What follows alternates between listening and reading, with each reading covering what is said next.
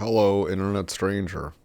So, I'm going to rant about a video relating to leftist critiques of capitalism because this is not the first time that I've heard this specific critique, and I think it is honestly the most petulant child sounding critique I've ever heard. So, I was watching this video put out by some institution. Republicans got a bunch of those dumb fucking things, so why can't some fucking leftists have one, right? And in the video, the lady says how capitalism bad because you have to work. You can't choose to not work, essentially. And I have to say, if you're trying to win people over to the leftist perspective, there is nothing that is more antithetical to the American individualist, entrepreneurial, bullshit cultural spirit. It doesn't exist, but people buy into it. There's nothing that's going to push people away more than complaining about having to work. It's fucking stupid. Okay. And I know what they're doing.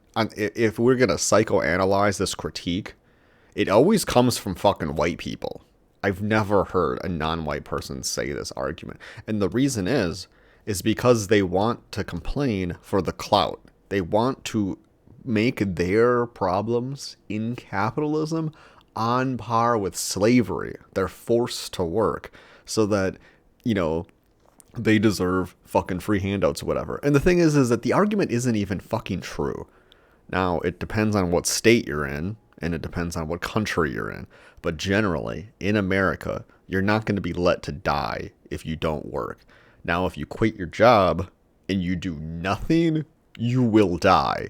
But if you quit your job and you apply in the state of Wisconsin, for example, for Badger Care, if you apply for food share and, the other services, you get a cheap bus pass, assuming you're in an area with fucking buses, then you're on easy street.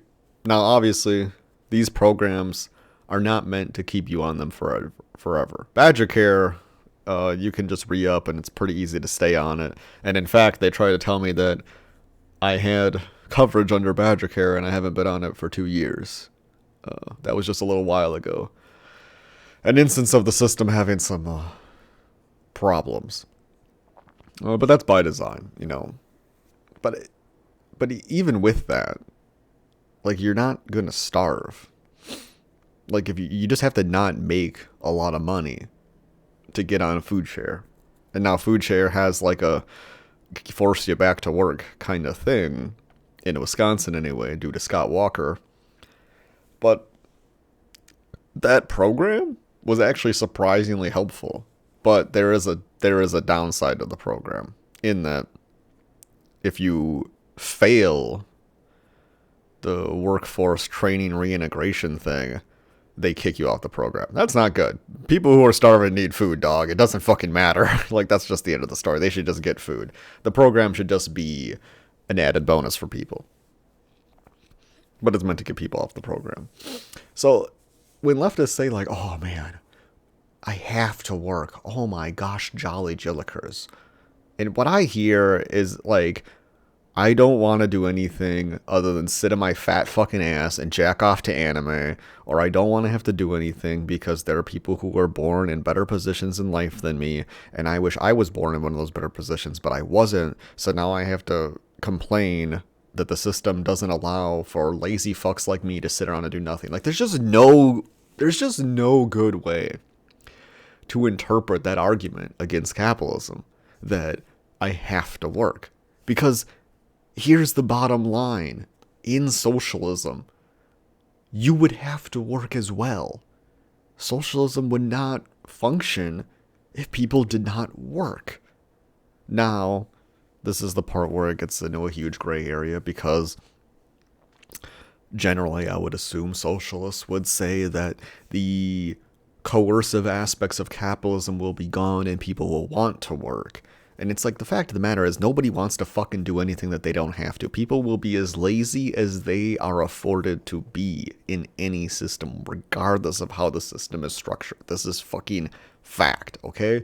It's not fucking bullshit about, I want to jack off to anime girls. Like, I just don't get it. Like, there are so many good critiques of capitalism. Capitalism has so many externality problems that need to be solved by regulation. Capitalism is just a way of making more money off money.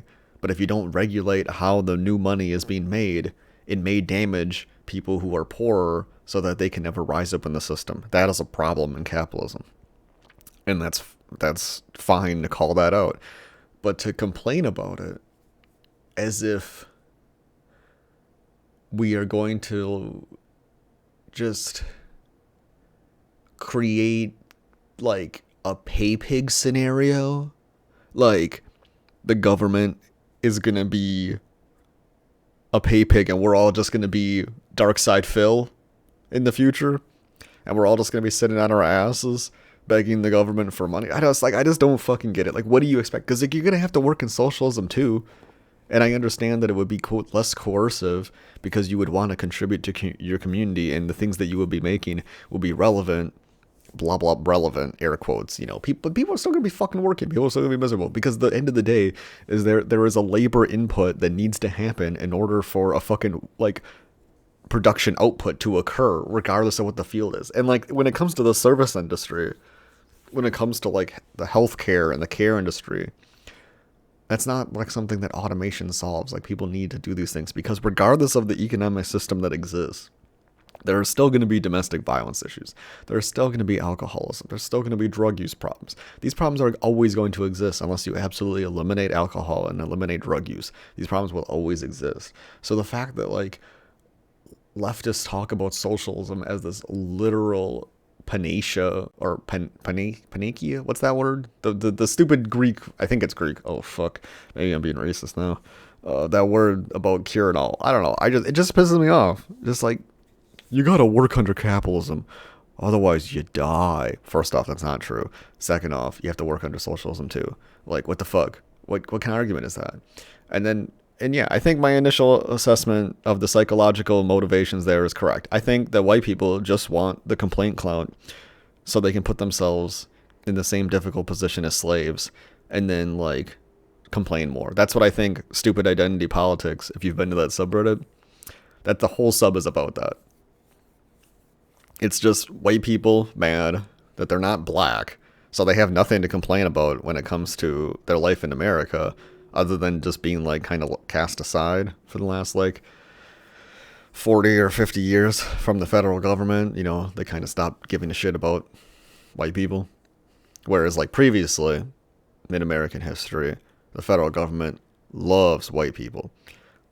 For example, there's a huge wealth disparity between whites and blacks in America, but there's not a wealth disparity really between whites and Asians or whites and Indians. And now that's partly because we let a lot of rich Chinese people in, and we let a lot of rich Indian people in, I think. But the reason that the wealth disparity exists between whites and blacks is whites and blacks have been here a long time, and one policy has favored white people over black people. And one of the big reasons for that is, after the Great Depression, the federal government came out with the Federal Housing Administration. And then they have an underwriting log. And in the log, it is literally coded racism. They explicitly state that the government should be careful not to give money to areas where disharmonious groups may, quote, invade. AKA, they don't want black people or non-white people moving into white areas. So the government should create sectors, aka the suburbs, where white people can live harmoniously without all the disharmonious groups. And this led to one thing: the federal government guaranteeing the mortgages of home buyers, aka white people, for about like 30 fucking years. That allowed tons of white people to get homes because you have a guarantor on your mortgage from the federal government. And that wasn't extended to black people until like fucking 76 or whenever the hell the Community Reinvestment Act and the Civil Rights Act were passed. But the problem with that is the cost of houses increased so much in that time due to a guarantor of all these mortgages through the federal government for white people, that black people could no longer afford the homes anymore. That is where white privilege comes from when it comes to wealth. But you don't hear leftists saying this. Instead, they say like, oh, I'm a white person, so I don't get followed around at the mall. Blah, blah, blah. Security guards don't look at me funny. That's not white privilege. That's just fucking racist personal bias. Like, who gives a fuck? That you're not... You're gonna spend your whole fucking life trying to stamp out the racist personal bias of every fucking person you meet. And rather than do that, we can just change government policy so it's more equal for everybody to get along in life. But like, it's like leftists. I keep reading these articles for school and it pisses me off. It's just like they've completely given up on the fact of like having any influence in government. They don't vote. They don't give a fuck about anything. So instead, they're just like, they're going to tone police and they're going to care about stupid niche, like, oh, we should just stop following around black people in the mall. We should stop assuming they're thieves. And it's like, yeah, fine, we can do that. But the statistics at the end of the day don't lie. Like, they have a more single parenthood than other races. And that leads to a lot of bad outcomes. When you have only one single fucking parent and you don't get along with that parent, your childhood is going to be really fucking stressful. That's it. You need two parents. It doesn't matter if they're a man or a woman, or man, or something in between. I don't fucking care. I don't care. But you need two, because if you're not getting along with one, you can go talk to the other one. And if you're not getting along with that one, you can go talk to the other one. But you need to have another one. You know, it just adds for stability. It reduces stress. It allows you to have somebody to talk to that's not fucking crazy. Because guess what? Raising children is hard in America. And boy, if your parent, you got one parent and that parent gets fucking mixed up with drugs, good fucking luck.